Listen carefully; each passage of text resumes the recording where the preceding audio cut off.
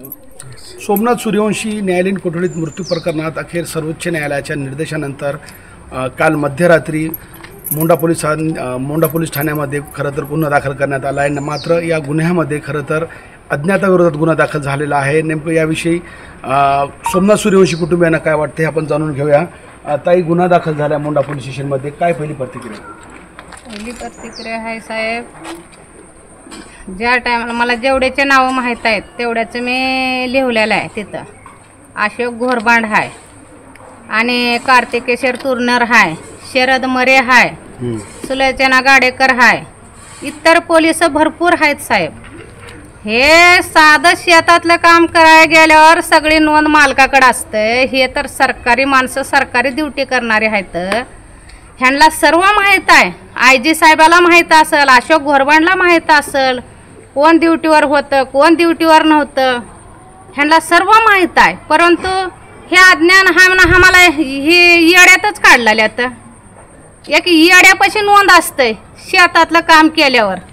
हे तर ना सरकारी ड्युटीवाले आहेत, ह्यांना सर्व माहीत आहे, परंतु ह्यांनी दिशाभुली करायचं हे भाषा आहे ह्यांचं। IG साहेबाला माहीत आहे, अशोक घोरबांडला माहीत आहे, सगळ्याची नोंद माहीत राहतात। सरकारी ड्युटीवाले सरकारी ड्युटी करणारे संध्याकाळी सुट्टी झाल्यावर त्यांनी नाव टाकूनच जातात ना, आमची हजेरी घ्या म्हणून। का हजेरी नसते का? नाही, ते करतात। सगळं माहीत आहे त्यांना। IG साहेबाला माहीत आहे, घोरबांडला माहीत आहे, किती ड्युटीवर होते, किती गैरहजर होते, सगळं माहीत आहे ह्यांना। हजेरीवर असल्याला माहीत असतंय। मग अज्ञातावर गुन्हा दाखल झालाय हे तुम्हाला मान्य नाही असं म्हणायचं तुम्हाला? अज्ञातावर ना हाय म्हणले त्यांनी, परंतु हे सगळं माहीत आहे त्यांना। IG साहेबाला माहीत आहे, कोण मेन माणूस असतंय पोलीस कर्मचारीचा मालक त्याला माहीत आहे, सगळ्याचे नाव माहीत राहतात।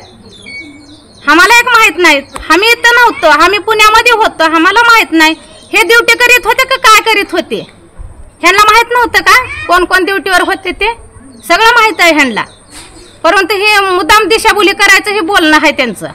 सर्वोच्च न्यायालयाने असं सांगितलं की गुन्हा दाखल करा आणि त्यानंतर पुण्याची SIT खरं तर CID तपास करणार आहे आणि त्यानंतर जे नाव निष्पन्न होईल त्याच्या नावाचा समावेश करणार असं पोलिसांचं म्हणणं आहे। आता पहिली गोष्ट जर सांगायची म्हणली तर हे सरकारी जे कर्मचारी आहेत हे जाणीवपूर्वक, अजून एकदा सांगतो, जाणीवपूर्वक हे टाळाटाळ करत आहेत, दिशाभूल करत आहेत। ह्यांना सर्व माहिती आहे, IG ला माहीत असतंय, SP ला माहीत असतंय, सर्व अधिकाऱ्याला माहीत असते, PI ला माहीत असतंय। का हे का अडाणी आहेत का? हे सर्व शिकलेले आहेत, हे सरकारी कर्मचारी आहेत। एखाद्या अडाणी माणसाला देखील सर्व माहिती असते सर्व गोष्टींची। एखाद्या ठिकाणी काम करायला गेलं तर ते हजेरी वगैरे घेतात, ते त्यांना माहिती असते। हे तर शिकलेले आहेत, हे अडाणीसारखं म्हणजे मुद्दाम दिशाभूल करत आहेत आणि टाळाटाळ करत आहेत। कारण आम्ही जेव्हा पुण्यामध्ये होतो आम्हाला काय माहिती नाही, आम्ही काय परभणीचे नाहीत, तरी पण हे लोक जे आहेत, आता आमच्या आईनं सांगितली 4-5 नावे आणि अजून इतर आहेत, 72 जण असं आहेत, त्याच्यात आणखी वाढ पण होईल। पण शक्यतो जे आहे ना, सरकार जे आहे जाणीवपूर्वक टाळाटाळ करत आहे। लवकरात लवकर म्हणजे गुन्हे दाखल, म्हणजे आता तुम्ही जे म्हणले ना की अज्ञातावर गुन्हे, सगळं ज्ञात असतं त्यांना, तरी पण ते मुद्दाम करतात, नाटक तसं। तपासानंतर खरं तर निष्पन्न होणार आहे नाव कोणाची आहे कोणाची नाही असं। याविषयी प्रकाश आंबेडकरांशी काय बोलणं झालं तुमचं गुन्हा दाखल झाल्यानंतर? साहेबाशी अजून काय बोलणं झालं नाही, आता नंतर बोलणं झाल्यावर बोलूया।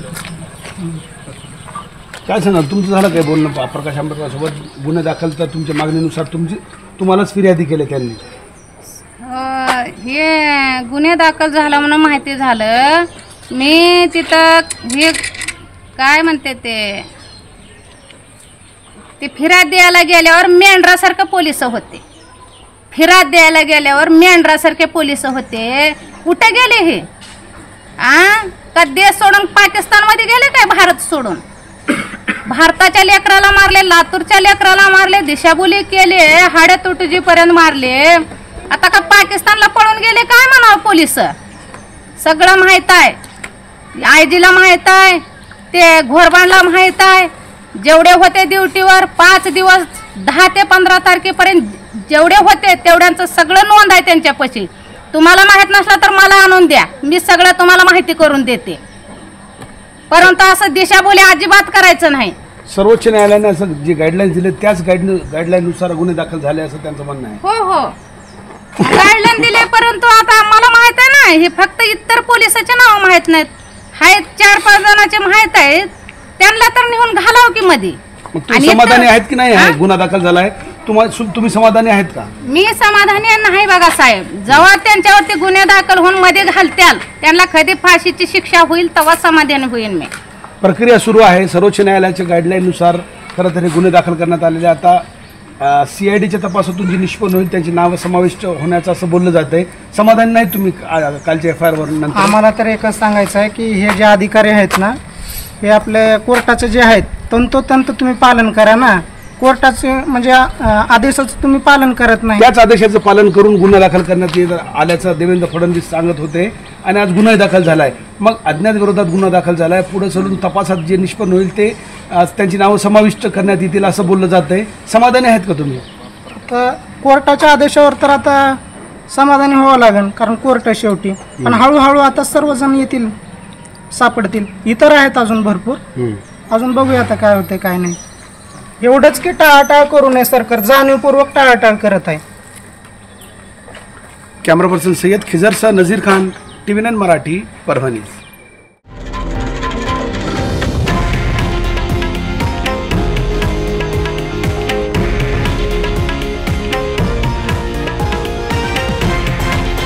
हे आहे देशातील नंबर 1 न्यूज नेटवर्क आणि आपण पाहत आहात TV9 मराठी, एकमेव.